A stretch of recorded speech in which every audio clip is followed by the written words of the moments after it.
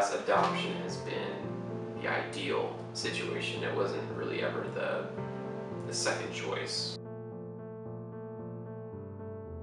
We also have a lot of adoption in our family. I have several cousins who are adopted. So I always just thought that it was very normal. When I started following Jesus, reading the Bible, seeing what a big need there is in the world for people to provide a home for kids that don't have a safe place. For me, that really solidified my understanding that this is something that God cares about. We live in a broken world that's messed up and it's screwed up and isn't the way that it's supposed to be. And so we always have seen adoption as a way of kind of expressing God's desire, or our perspective on what God's desire is for this world. So I think a lot of people see this as like a second option for them. And for us, I thought, I really would love it if this could be our primary way of building our family was through adoption. And we can be a part of healing the brokenness that we all experience. Andrew actually found Texas waiting children, and it was kids that are in foster care that were not getting adopted, that needed a home today. Like, they were just waiting.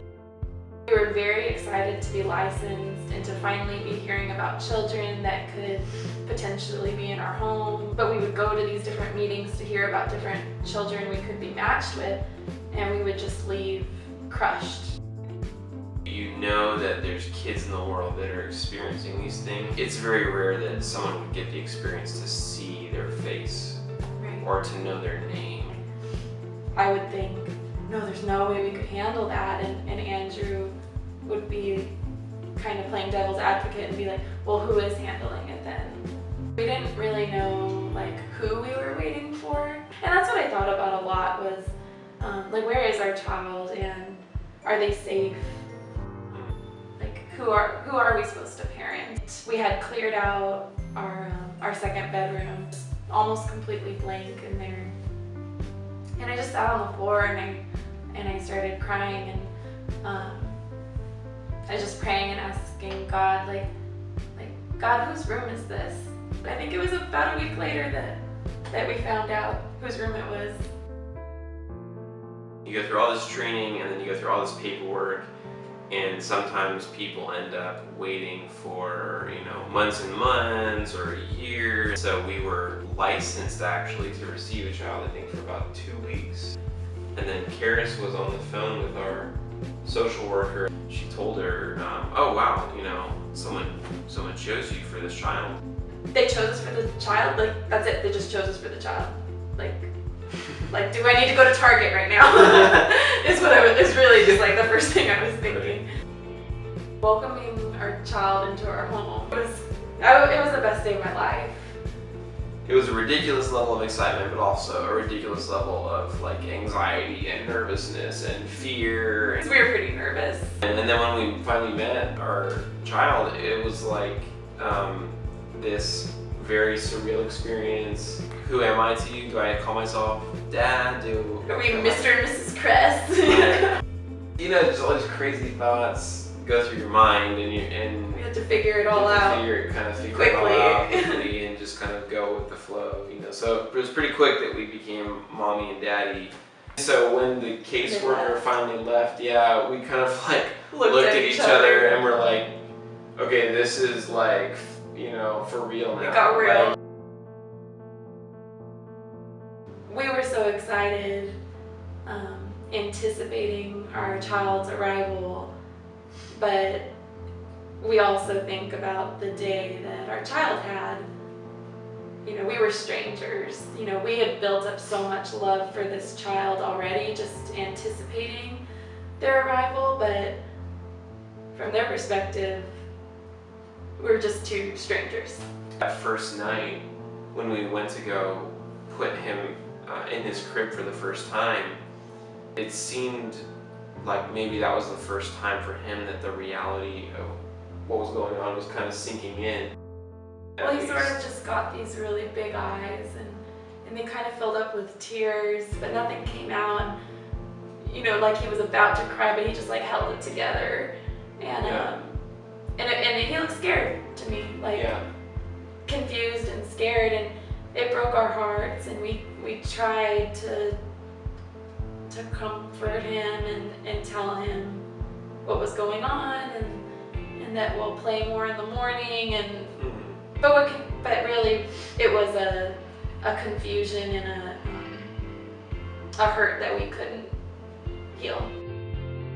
One thing that has really helped us figure out our role in our child's life has been this strong impression that he's this life in motion. He's had this history and these people that he's loved, and different connections and locations in his life, and we get the privilege of becoming a part of that. We always want him to have a special place in his heart for these different people who have been a part of his past, because it's a part of who he is, and we don't feel like we have a right to take any of that away. I think that we can help him understand what's happened in the past, and embrace the good and the bad of that, and help him move forward in acceptance and have a good life. I don't know. We were growing to care for him more deeply every day, and the more we grew to care for him, we were happier that he was in our home, but also heartbroken over what led him to be in our home. Right. We found out that the parental rights had been terminated, and it was what we were waiting for, really, because it meant that we got to adopt eventually. And I thought that I was just going to be like purely excited, but I just started crying, and it wasn't a purely happy cry, and it wasn't a purely sad cry. It was both. And that's just kind of everything now. It's all both. It's all happy and it's all sad. And to sit and live in that tension is pretty insane. It's pretty heavy. And I think that might just be our lives from here on out. It's no longer simple. Like, we lost the privilege of simple emotions on December 5th, 2016. So our kiddo is like awesome. It's pretty cool, dude. We always say he's our favorite person in the world. There's just this like bravery and like resilience. I just look at him sometimes and I'm like, you are braver than I've ever been. Other than that, like, he's just this 2-year-old little ball of non-stop energy. Like, he's super curious about the world around him. And that's been really fun for me to kind of get to see the world through his eyes. One thing people notice about him usually, I think, he's really smart, and he figures stuff out very, very quickly. And then he has a really active imagination too. He's really, really cute. He's one of like the cutest kids I've ever met.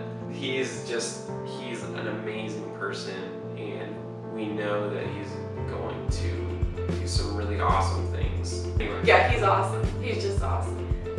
He's just like the brightest light. Definitely.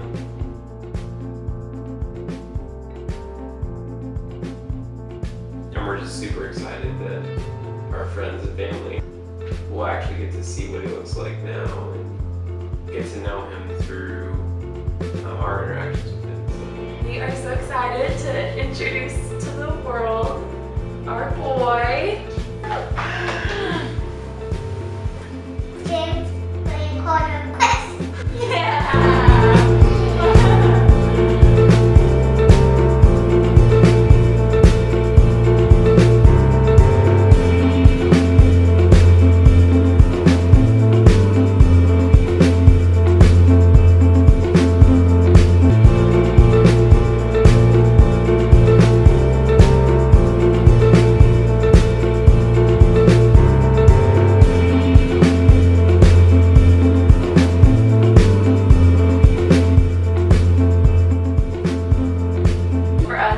Adoption has always been our first choice of how we wanted to build our family.